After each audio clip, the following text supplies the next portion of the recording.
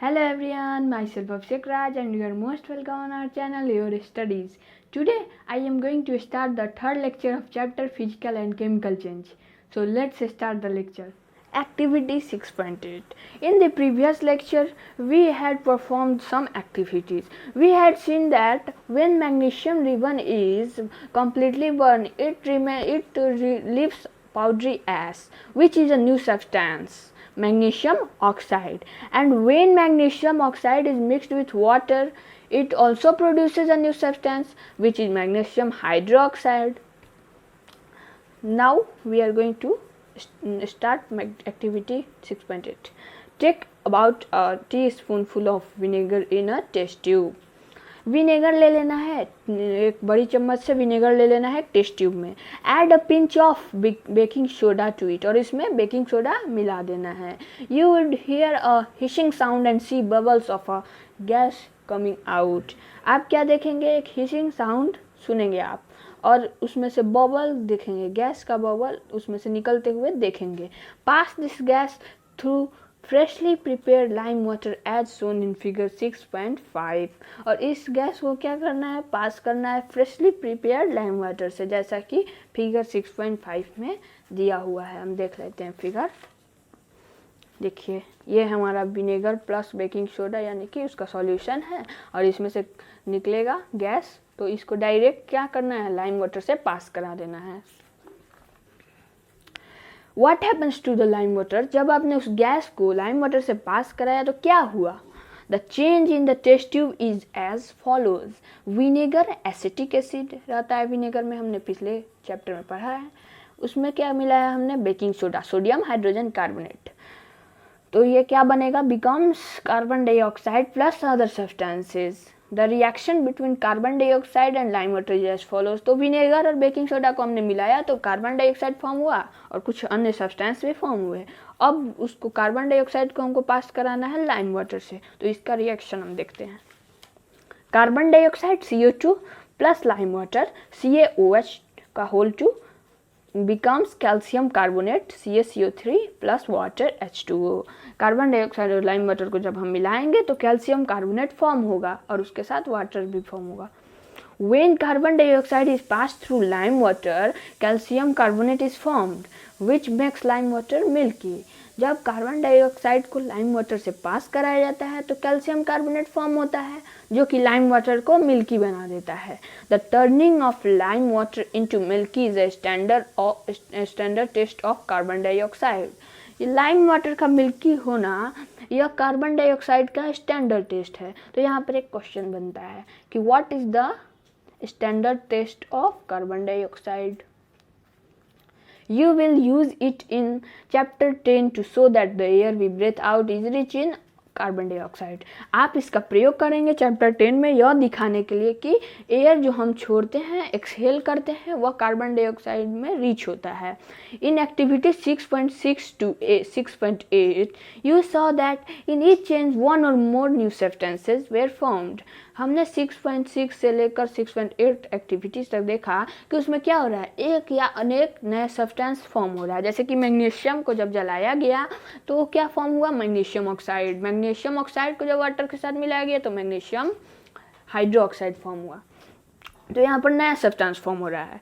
In activity 6.6 the ash was new substances form when magnesium was burn. Activity 6.6 में ऐस एक नया substance है जो कि मैग्नीशियम को जलाने पर फॉर्म होता है. In activity 6.7 the reaction of copper sulphate with iron produced iron sulphate and copper.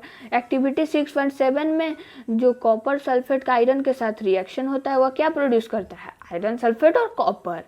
Both of these are new substances. इसमें ये दोनों नए सब्सटेंस हैं. Copper was deposited on the shaving blade of iron.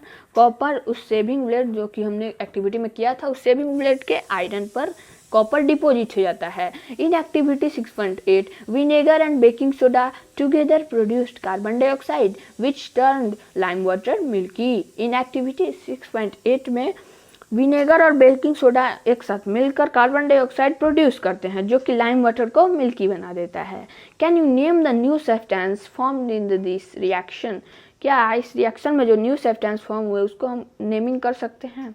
बिल्कुल, product हम इसका name दे सकते हैं product. A change in which one or more new substances are formed is called a chemical change. A chemical change is also called a chemical reaction. एक change जिसमें एक या अनेक नए सब्सटेंस फॉर्म होते हैं उसी को क्या कहा जाता है? Chemical change. और इसी केमिकल चेंज को केमिकल रिएक्शन भी कहा जाता है। Chemical changes are very important in our life. हमारे लाइफ में केमिकल चेंज बहुत ही महत्व रखते हैं। All new substances are form as a result of chemical changes. सभी जो नए सब्सटेंस फॉर्म होते हैं वह केमिकल रिएक्शन का रिजल्ट है। फॉर एग्जाम्पल, उदाहरण के लिए, if a metal is to be extracted from an ore such as iron from iron ore, we need to carry out a series of chemical changes.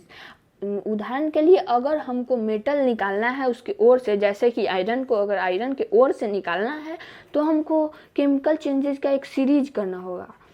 A medicine is the end product of a chain of chemical reaction. अब इस chemical reaction के chain का जो and product है वो क्या है? Medicine है। इसको अंडरलाइन कर लीजिए और इसको भी कर लीजिए।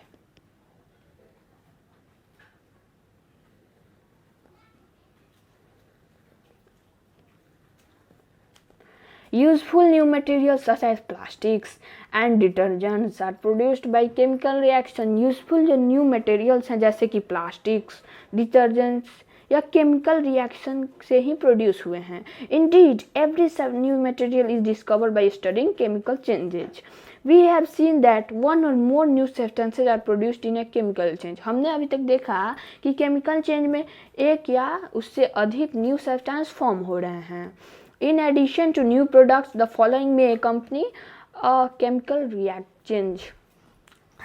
न्यू प्रोडक्ट के अलावा इनके एडिशन में ये जो दिए गए एक मतलब प्रोडक्ट है वह भी केमिकल चेंज में होते हैं, जैसे heat, light or any other radiation, ultraviolet for example, may be given off और ऑब्जॉर्ब।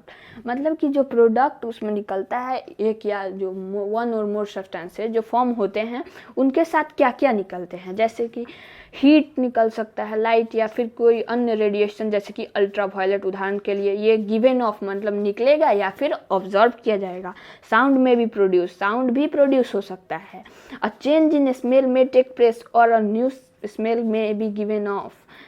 उसके चेंज में कोई परिवर्तन आएगा या फिर एक न्यू स्मेल हो जाएगा। अ कलर चेंज में टेक प्लेस, कलर में चेंज आ सकता है। अ गैस में भी एक गैस भी फॉर्म हो सकता है। Let us look at some examples. चलिए इसको समझने के लिए कुछ एग्जांपल देखते हैं। You saw that burning of magnesium ribbon is a chemical change. आपने देखा कि मैग्नीशियम रिबन को जो उसका बर्निंग को क्या कहते हैं? Chemical change. Burning of coal, wood और lips is also chemical change. In fact burning of any substance is the chemical change. वास्तव में किसी भी सब्सटेंस को जलाना एक केमिकल चेंज है।